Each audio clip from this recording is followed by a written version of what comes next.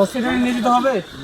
সমস্যা নাই, আপনি কোনো টেনশন করেন না, ফ্যামিলির সাথে আপনার কথা বলে দেবো। হ্যাঁ, যশোরে 1 কোটি টাকা মুক্তিপণের দাবিতে অপহৃত ওষুধ ব্যবসায়ী জাহাঙ্গীর আলমকে জীবিত উদ্ধার করেছে র্যাব।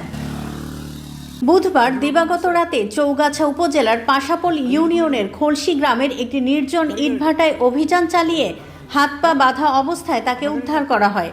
প্রায় আধা ঘন্টার শ্বাসরুদ্ধকর এ অভিযানের নেতৃত্ব দেন র্যাব 6 যশোরের company commander major ATM Fazle Rabbi Prince.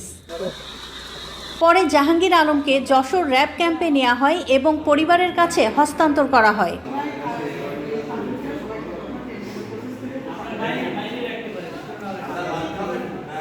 RAB সূত্র জানায়, গত 2 মার্চ রাতে যশোর শহরের শঙ্করপুর এলাকায় নিজের দোকান বন্ধ করে বাড়ি ফেরার পথে জাহাঙ্গীর আলমকে দুর্বৃত্তরা অপহরণ করে।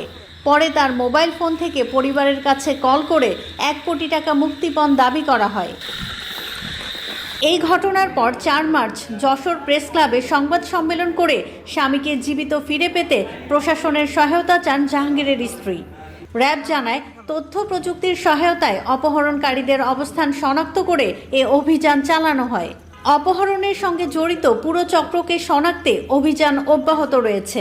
আপনারা সবাই জানেন যে গত 2 তারিখে জাহাঙ্গীর অপহরণ হয়েছেন এবং বিগত 9 দিন ধরে সে অপহরণ অবস্থায় ছিলেন।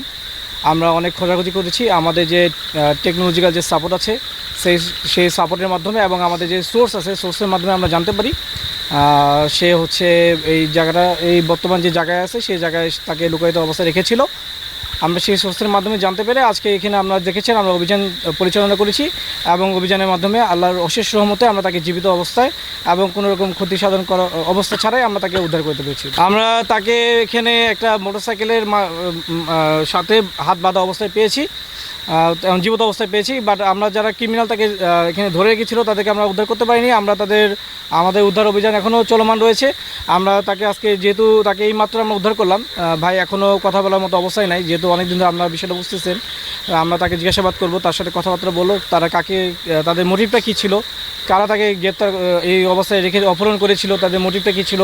তারা আপনারা সবাই জানেন যে 1 কোটি টাকা ডিমান্ড ছিল, এটা ছাড়া আর কোনো মোটিভ ছিল কি না সেগুলো আমরা জিজ্ঞাসাবাদ করে আমরা পরবর্তী সময়ে আমরা ফার্দার যে ইনফরমেশন সেগুলো আমরা আপনাদেরকে জানাবো। না, আপনি এখন পর্যন্ত কোনো অপহরণকারীকে আমরা আটক করতে পারি নাই। আমাদের ইনফরমেশন ছিল অপহরণকারীরা তাকে অপহরণ করে এখানে রেখেছে, বাট আমরা যখন অন গ্রাউন্ডে গিয়েছি তারা হয়তো বা তাদেরকে আমরা পাইনি। Next level, well done, side by side, fridge.